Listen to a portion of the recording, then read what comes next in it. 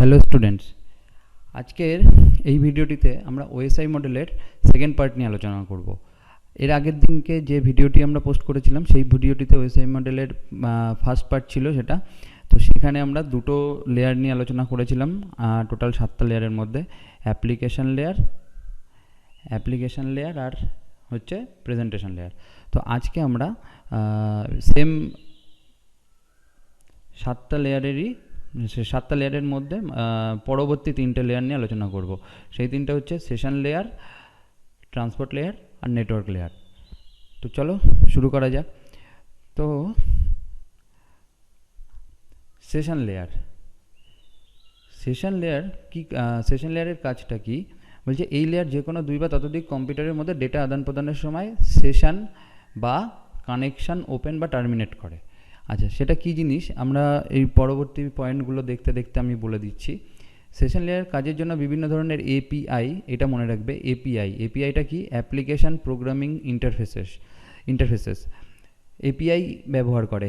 API কিছু programme, যে প্রোগ্রামগুলো ব্যবহার করে সেশন লেয়ার তার কাজগুলো করে। সেশন লেয়ার যখন সার্ভার থেকে, দেখো 3 নম্বর পয়েন্টটা ইম্পর্টেন্ট, একটু দেখো। সেশন লেয়ার যখন সার্ভার থেকে একটি সেশন বা কানেকশান শুরু করে তখন সার্ভার ইউজারের থেকে তার ইউজার নেম ও পাসওয়ার্ডের সাহায্যে একটি অথেন্টিকেশন প্রসেস চালু করে। এখান থেকে সেশন লেয়ারের মেন কাজ চালু হলো।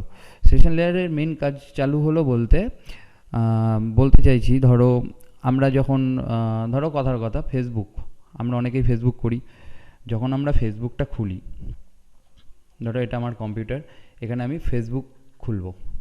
তো ফেসবুক খুলতে গেলে কি হবে, ফেসবুক ওয়েবসাইটটা খুললে পরে সবার প্রথমে আমাকে একটা জায়গা আসবে যেখানে ইউজার নেম আর হচ্ছে পাসওয়ার্ড দেওয়ার জায়গা থাকে।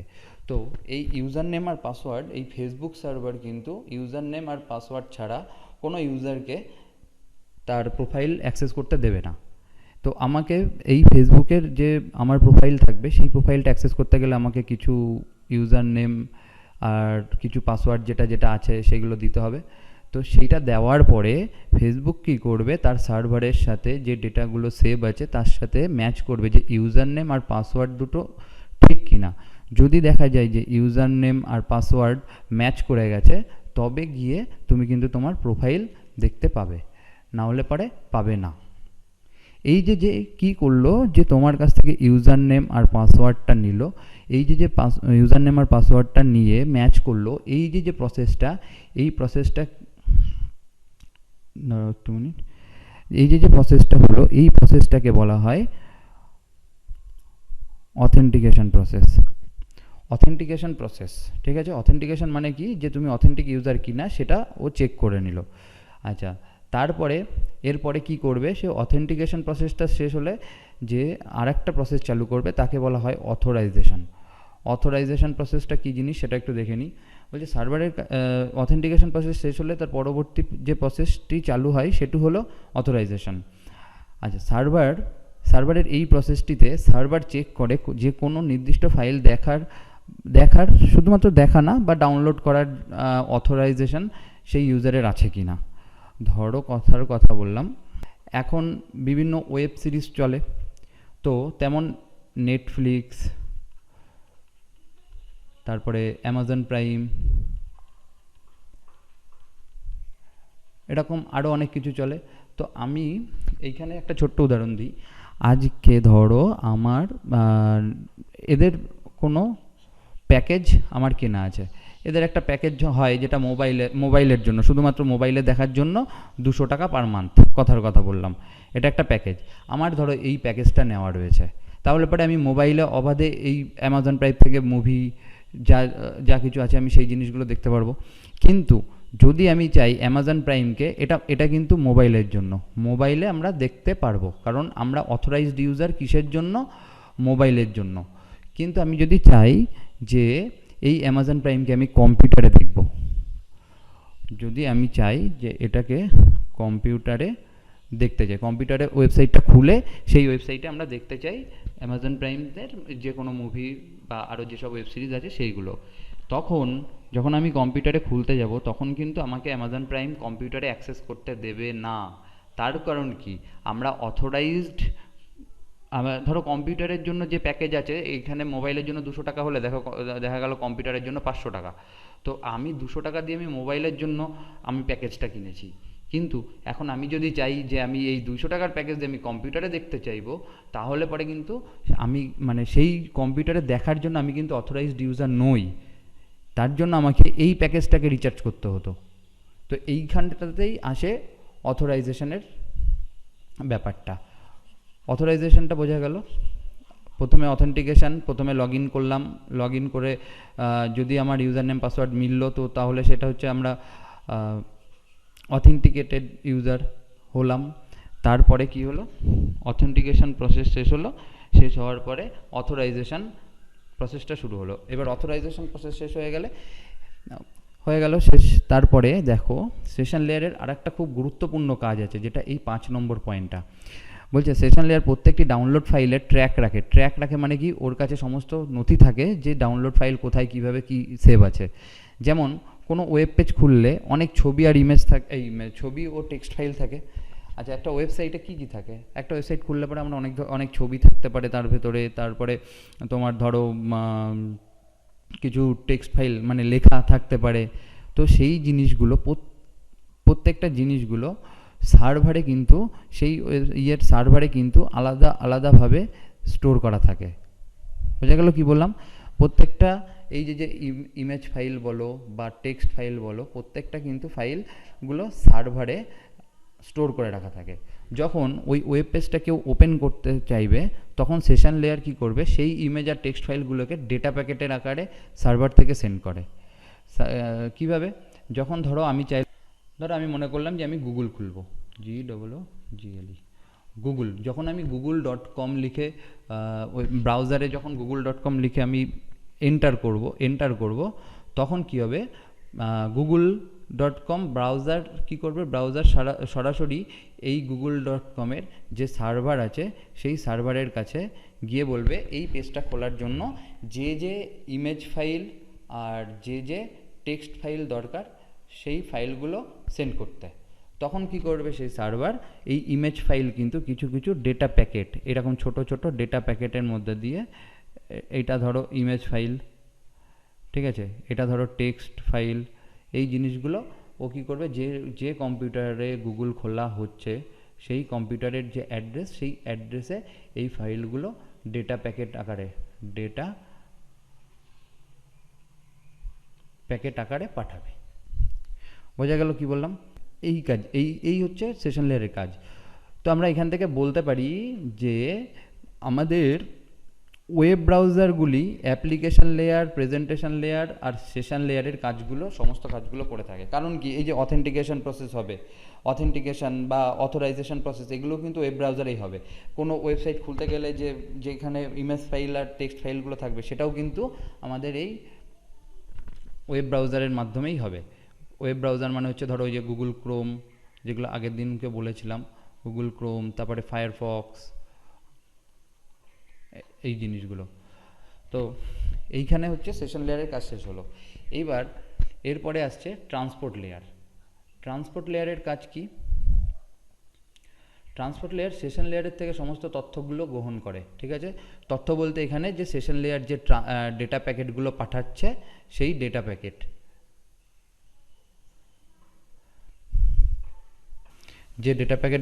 সেই ডেটা প্যাকেট, ঠিক আছে।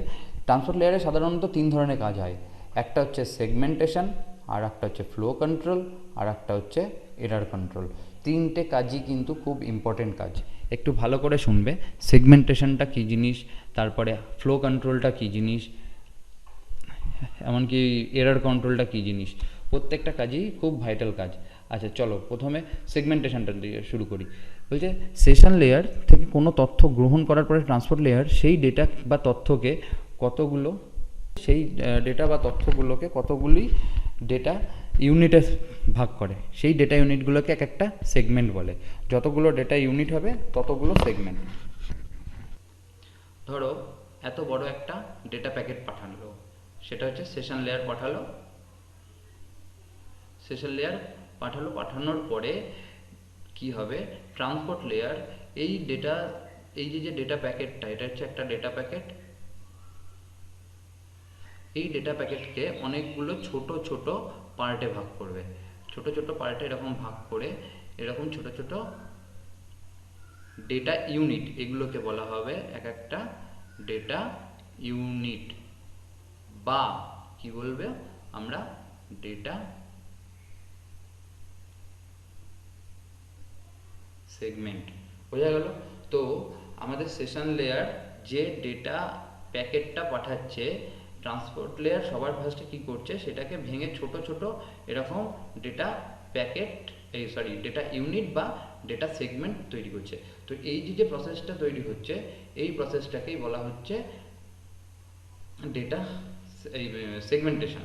ঠিক আছে, অনেকগুলো ছোট ছোট সেগমেন্টে ভাগ করছে, তার জন্য এটাকে সেগমেন্টেশন বলা হচ্ছে এই প্রসেসটাকে। ঠিক আছে, তারপরে কি বলছে ফ্লো কন্ট্রোল। ফ্লো কন্ট্রোলটা খুব ইম্পর্টেন্ট। সেটা কি বলছে দেখো, ট্রান্সপোর্ট লেয়ার সেন্ডার ও রিসিভারের মধ্যে কতটা করে ডেটা,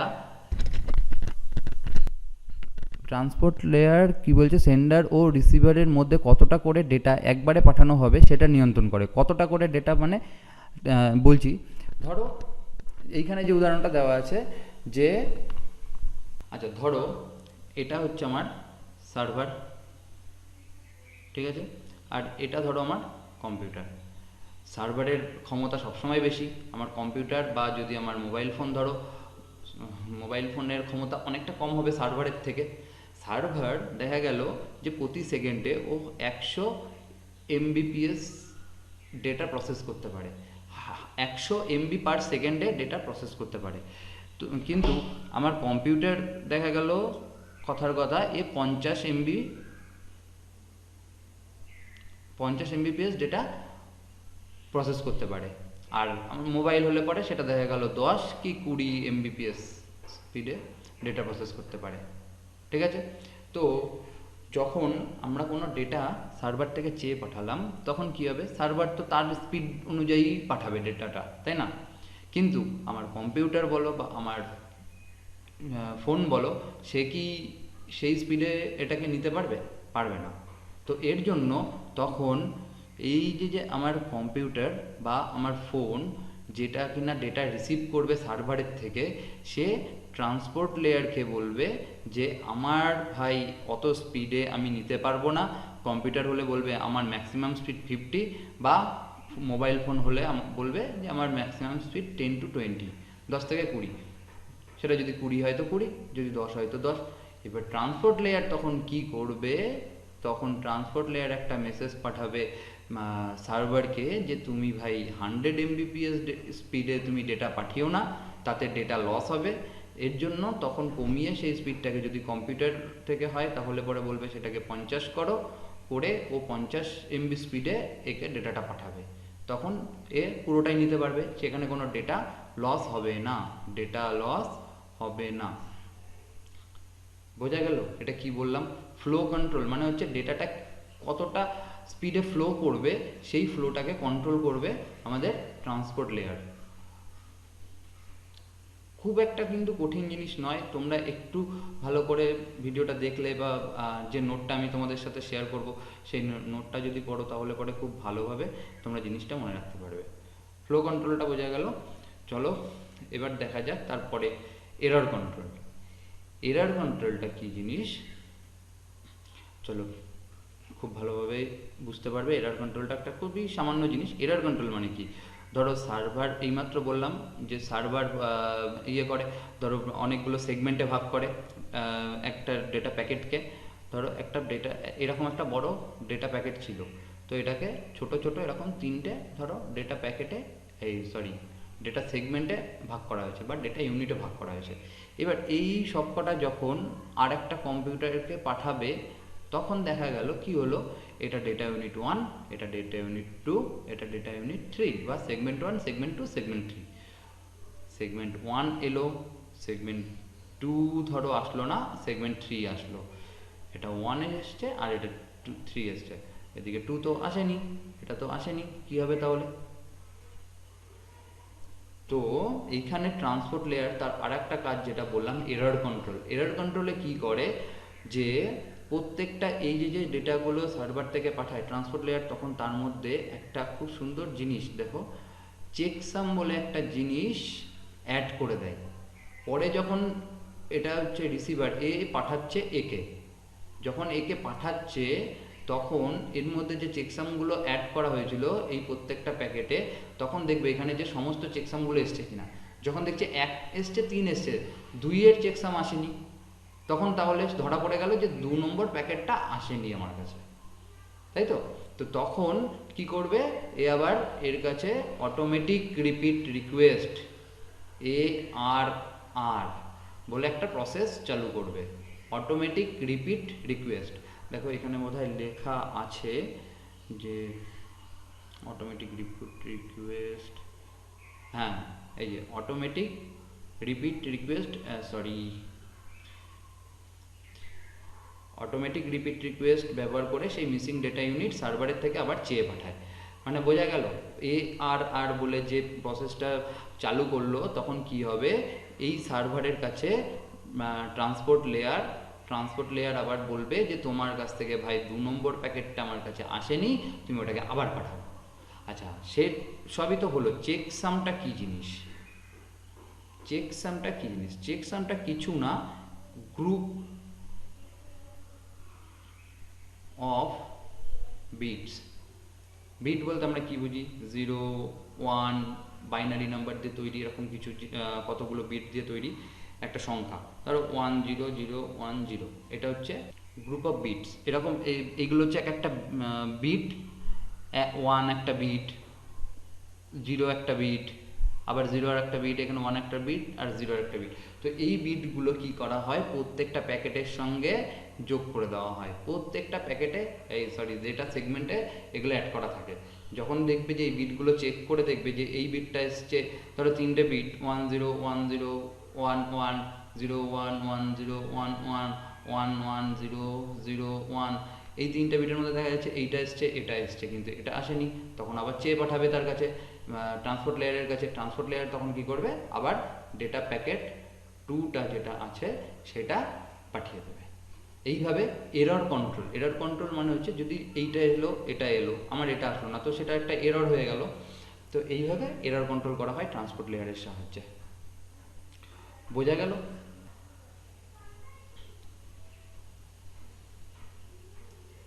ট্রান্সপোর্ট লেয়ার হয়ে গেল। ট্রান্সপোর্ট লেয়ারের পরে আসছে আমাদের কি, নেটওয়ার্ক লেয়ার। নেটওয়ার্ক লেয়ারের কাজ কি? ট্রান্সপোর্ট লেয়ারের প্রত্যেকটি ডেটা ইউনিট, প্রত্যেকটা যে ডেটা ইউনিট বা সেগমেন্টগুলিকে নেটওয়ার্ক লেয়ারে পাঠায়। প্রত্যেকটা ট্রান্সপোর্ট লেয়ার তার প্রত্যেকটা ডেটা ইউনিট বা সেগমেন্টগুলোকে নেটওয়ার্ক লেয়ারে পাঠায়।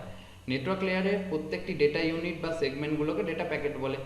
নেটওয়ার্ক লেয়ার সেই সমস্ত ডেটা প্যাকেটগুলিকে একটি কম্পিউটার থেকে অন্য একটি নেটওয়ার্কে যুক্ত, সরি এই বানানটা ভুল হয়েছে, নাম্বারিংগুলো ভুল আছে, আমি নোটসে এডিট করে দেবো আপনি, যুক্ত কম্পিউটারে প্রেরণ করার কাজ করে।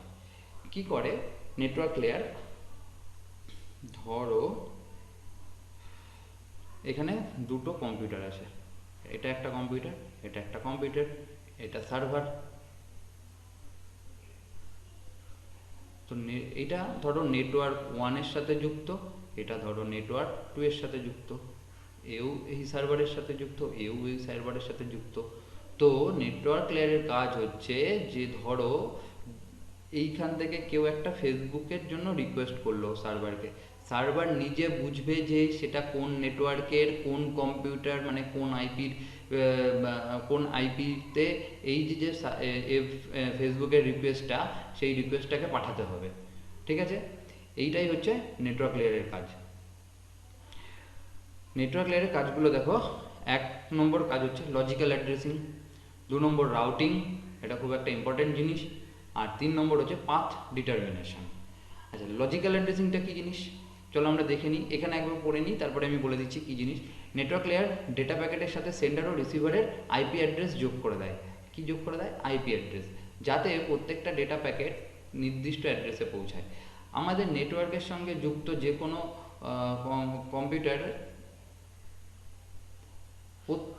কম্পিউটার, বা যে কোনো হার্ডওয়্যারই হোক না কেন, তাদের প্রত্যেকের নিজস্ব একটা অ্যাড্রেস থাকে, সেই অ্যাড্রেসটাকে বলা হয় আইপি অ্যাড্রেস। বোঝা গেল কি বললাম? তাদের প্রত্যেকটা এইগুলোকে বলা হয় আইপি অ্যাড্রেস এক একটাকে। আচ্ছা ধরো এখানে লজিক্যাল অ্যাড্রেসিং বলতে বুঝিয়েছে যে সেন্ডার, ধরো যে পাঠাচ্ছে আর যে রিসিভ করছে তাকে বলা হয় রিসিভার, ঠিক আছে, সরি রিসিভার। এর একটা আইপি থাকবে, এর একটা আইপি থাকবে। তো যখন একটা ডেটা প্যাকেট যখন পাঠানো হবে সেন্ডারের কাছ থেকে রিসিভারের কাছে পাঠানো হবে, তো সেখানে সেন্ডারের আইপি থাকবে, সেখানে রিসিভারেরও আইপি থাকবে, দুটোই থাকবে। না হলে পরে বোঝা যাবে না যে কে পাঠাচ্ছে আর কার কাছে কোন আইপিতে জিনিসটাকে পাঠাতে হবে, ঠিক আছে।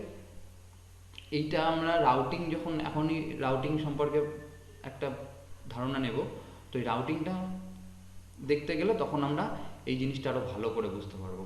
শুধুমাত্র এখানে লজিক্যাল অ্যাড্রেসিংয়ে শুধুমাত্র ইয়েই থাকে না, আইপি থাকে না, এর সঙ্গে আরেকটা জিনিস থাকে, সেটা হচ্ছে তোমাকে বলা হয় মাস্ক। মাস্কটা কি জিনিস সেটা বলছি। আচ্ছা লজিক্যাল অ্যাড্রেসিং বোঝা গেল, এইবার আসছে রাউটিং। রাউটিং একটা খুব ইম্পর্টেন্ট প্রসেস। তো চলো, বলছে কি সেন্ডার থেকে রিসিভারের কাছে ডেটা প্যাকেট পাঠানোর প্রক্রিয়াকেই রাউটিং বলে, কিন্তু রাউটিংটা একটা হিউজ জিনিস। চলো দেখা যাক কি জিনিস। ধরো এখানে একটা কম্পিউটার, এটা আর একটা কম্পিউটার, এইটা ধরো নেটওয়ার্ক 1 এর সাথে যুক্ত আর এটা ধরো নেটওয়ার্ক 2 এর সাথে যুক্ত, ঠিক আছে। নেটওয়ার্ক 2 এর সাথে ধরো তুমি আর একটা মোবাইল ফোন যুক্ত আছে বা আর একটা কম্পিউটার যুক্ত আছে। তো আর এইখানটাতে তোমার একটা সার্ভার আছে, ধরো ফেসবুকের সার্ভার, ঠিক আছে, এটা ফেসবুকের সার্ভার। ধরো এই কম্পিউটারটা ফেসবুক খোলার জন্য এই ফেসবুক সার্ভারে রিকোয়েস্ট করলো, এও এই সার্ভারের সাথে যুক্ত আছে একটা নেটওয়ার্কে, আর একটা নেটওয়ার্কে যুক্ত আছে, এ নেটওয়ার্ক 2-তে, এ নেটওয়ার্ক 1-এ। ফেসবুক বলো এই কম্পিউটার, এটা এ কম্পিউটার ধরো আর এটা ধরো বি কম্পিউটার। তো এ কম্পিউটারেরও একটা অ্যাড্রেস আছে, আইপি অ্যাড্রেস, এই কম্পিউটারেরও একটা আইপি অ্যাড্রেস আছে, আর এটা ধরো একটা ডিভাইস সি, তারও একটা আইপি অ্যাড্রেস আছে, ঠিক আছে। ধরো এর আইপি অ্যাড্রেস 192.168.1.1, এর ধরো আইপি অ্যাড্রেস 192.168.2.1, আর ধরো ফেসবুকের সার্ভারের আইপি অ্যাড্রেস 192.168.3.1। বোঝা গেল? এই জায়গাটাতে আমাদের আসবে মাস্কের গল্প। ধরো এরও আর একটা এরকমই কিছু একটা আইপি আছে, আমি এটা নিয়ে অতটা আলোচনা করছি না, কিন্তু এটা ধরো নেটওয়ার্ক 2-তেই কানেক্টেড আছে। জাস্ট আ মিনিট, এটাও ধরো নেটওয়ার্ক 2-তেই কানেক্টেড আছে। এবার আমি ফেসবুকের জন্য রিকোয়েস্ট পাঠিয়েছি কোন কম্পিউটার থেকে, নেটওয়ার্ক 2-এ কানেক্টেড বি কম্পিউটার থেকে, ঠিক আছে। তো এর কাছে যখন রিকোয়েস্টটা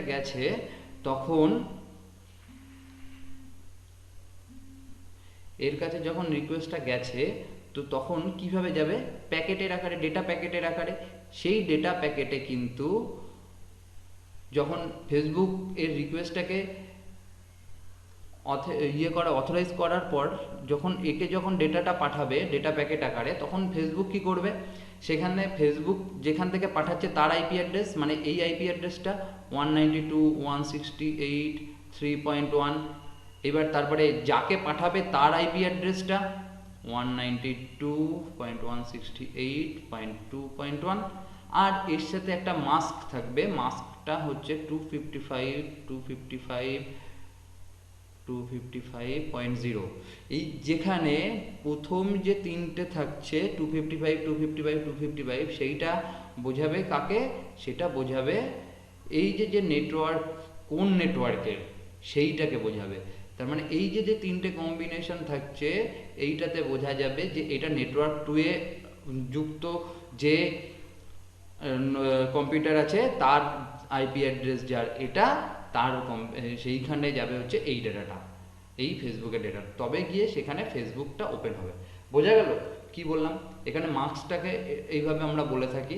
আমরা তোমাদের যদি কারোর বাড়িতে ব্রডব্যান্ড বা কেবল ব্রডব্যান্ড যদি থাকে তাহলে বুঝবে যে মাস্কটা কি জিনিস, সেখানে দিতে হয়। যাই হোক, এটাই হচ্ছে মাস্ক। আবার বলছি, ধরো একটা কম্পিউটার এ, কম্পিউটার বি আর একটা সার্ভার আছে। কম্পিউটার এ নেটওয়ার্ক 1-এর সাথে যুক্ত, কম্পিউটার বি নেটওয়ার্ক 2-এর সাথে যুক্ত। এবার নেটওয়ার্ক 2-এর একটা কম্পিউটার যদি ফেসবুকের সার্ভারকে রিকোয়েস্ট করে ফেসবুক খুলবে তার জন্য, তার ইমেজ ফাইল আর টেক্সট ফাইল পাঠানোর জন্য, তো সার্ভার কি করবে তখন? সার্ভার যে প্যাকেটটা পাঠাবে সেই প্যাকেটে সার্ভার তার নিজের আইপি, যাকে পাঠাবে তার আইপি, তার সাথে একটা মাস্ক থাকবে। সেই মাস্কের প্রথম যে 3টে ডিজিট থাকবে, সেই 3টে ডিজিট কি বোঝাবে? যে 3টে সেগমেন্ট থাকবে, সেই 3টে সেগমেন্ট কি বোঝাবে? যে সেটা কোন নেটওয়ার্কের। এইটা দিয়ে বোঝা যাবে যে এটা নেটওয়ার্ক 2-এর। যদি নেটওয়ার্ক 1-এর হতো তাহলে দেখা যেত তার মাস্কটা আলাদা, তখন সেটা নেটওয়ার্ক 1 বোঝাতো। বোঝা গেল কি বললাম? এটাই হচ্ছে রাউটিংয়ের কনসেপ্ট।